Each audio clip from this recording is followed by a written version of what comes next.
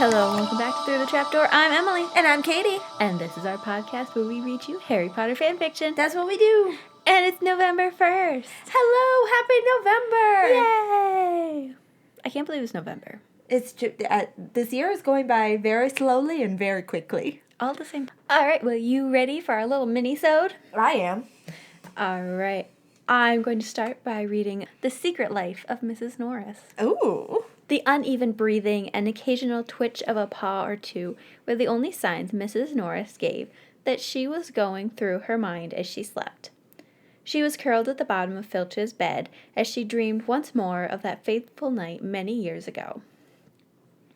Catherine Norris was out again, sneaking around Hogwarts late one night. She tried to stay out of trouble, really, but she was just so curious about the many mysteries of the old school that she couldn't help but sneak out for hours at a time to explore. I'm sorry. Are they saying Mrs. Norris was a real person? Yes. Okay, cool. The new hall monitor, Argus Filch, didn't know the school well enough to catch her. Moving down a new hallway, Catherine, known as Cat for her curiosity as much as to shorten the long name, entered a new room. Inside she noticed a long table with intricate carvings and a small chest which sat on the table. Walking towards it, Cat gave into her curiosity and opened the unlocked chest. Inside was a small mirror, which lay upside down on a soft cushion. On the back was the writing, "For those who seek to remove their masks and become who they are." That didn't make much sense to her. How could you become something that you are? What did it mean by mask? Well, she thought the only way to find out. She slowly picked up the mirror, gripping its delicate handle, and turned it to herself. She gasped. It showed not her face, but the image of a dusty gray cat with glowing lamp-like eyes. Suddenly she was falling, and when she stopped, she was only half a foot from the ground. She tried to stand up, but she could no longer balance on her legs. Looking down at herself, she screamed. But it wasn't the scream that came out. It was a long yowl. The mirror had fallen with her to the floor, this time facing up towards the ceiling. She looked into it again, and again saw the image of a cat looking back at her. She ran from the room, not paying attention to where she was going. She only stopped when she was caught by someone, a skinny arm wrapping itself suddenly around her abdomen as she was lifted easily from the ground. "What are you doing here?" asked Argus Filch, absently rubbing the fur on her back. She tried to answer, but all she could do was meow. She tried to get down, but he held her securely and continued to pet her back. Gradually, shock left her, and she allowed herself to be carried through the castle. Filch took her to Professor Dumbledore, wondering if this cat was usually around the school. Dumbledore didn't recognize her at first, of course, but slowly a connection was made between the newly found cat and the missing student. Ah. 3 days after her transformation, Catherine got an idea. She meowed many times, getting Dumbledore and Filch's attention, and then she took off down the hallways, making sure to pause near corners so the men could keep up. She found the odd room again and sat on the mirror, still on the floor so they couldn't see in it. "Is that the—" Argus Filch started. "Yes, it is," Dumbledore thought. "Let me guess." He turned his eyes on Cat's. "You got curious and looked in the mirror." Catherine nodded. Dumbledore sighed. "I'm afraid there isn't anything I can do. No one has ever found a cure for the effects of the spell." "Surely something." "I'm afraid not." Dumbledore seemed to think of something. "But we'll try it all." "Until then, what should she do?" Filch asked. "Well, if she wants, she could keep the other students from stumbling into ancient spells like the one she has." Catherine soon made it clear that she would like that. Later that day, while she was doing rounds, Filch suddenly said, "What should I call you?" He thought for a moment. "I know they used to call you Cat, but now that seems a bit redundant." He paused. "How about I use your last name? I could call you Miss Norris." He said the name properly, but with his petulant accent, the Miss came out sounding more like Mrs. Either way, Catherine approved. Filch laughed slightly when she meowed her approval. Mrs. Norris knew the school so well, and all the secret hallways and rooms, that soon she taught them all to Filch too. Together, they made it nearly impossible for any of the students to sneak around. After many years, Mrs. Norris forgot what it was like to be human, and gave up her hope of turning back. But still, sometimes, When she was making rounds, she would pause at a particular spot and remember when she used to be so fascinated by something nearby, and then she would sigh, her quiet feline sigh, and shake her fluffy head and continue her patrol. The end. Well, Isn't that cute? that was kind of cute. Very interesting. Also, Catherine is not that long of a name. No. As a person who is actually named Catherine. So, my little story is called Luna's Talk Show. Luna would have a talk show. She totally would. Love it. Luna looked at her schedule for the day. 12 o'clock, Albus Dumbledore was appearing on her show, discussing his problems such as stopping this hat, talking to me, and my bird is a bomb in disguise. Okay, then. Luna laughed at the last story.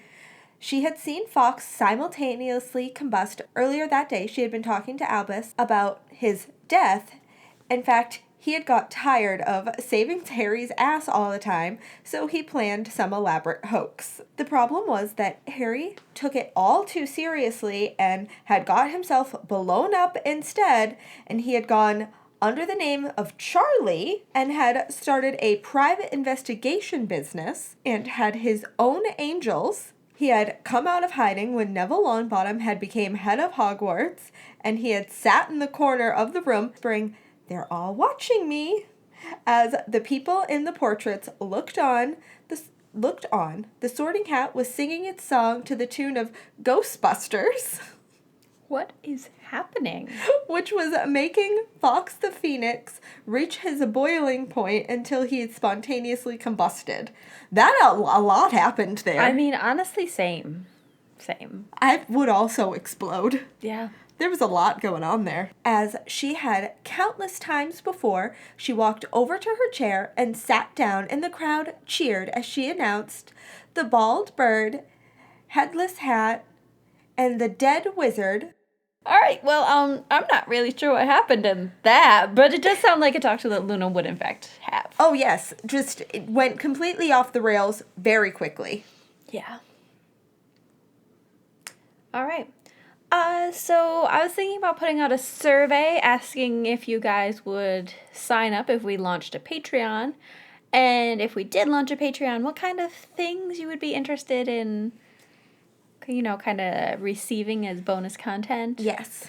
Like, would you be interested in episodes or merchandise, or do you want, Live streams, Q&As, like a forum. yeah, what do you guys kind of want?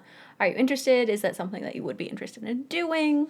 Even though we enjoy it and we do this as a hobby, and we're definitely not asking for any donations, donations would be very helpful if you would like sound quality to get better, or... Right.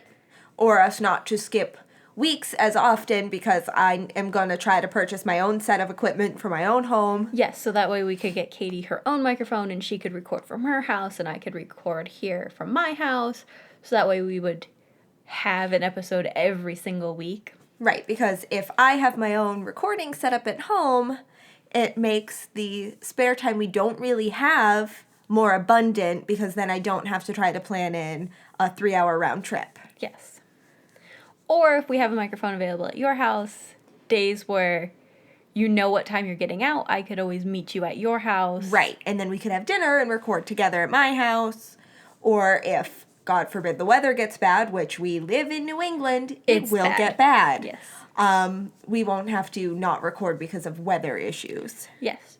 We are going to start trying to stockpile episodes, but you know how that goes for us, so we're really good at it for like a month and a half, and then we've got 2 months worth of episodes, and then we stop recording because we lose track of time, or we get into busy season. Like, I'm gonna be getting into my busy season for work, and you're just a mom who I'm just busy is all the time. Yeah. So let us know what you want. Yeah. I will post the survey link in the description of this episode and, several other episodes.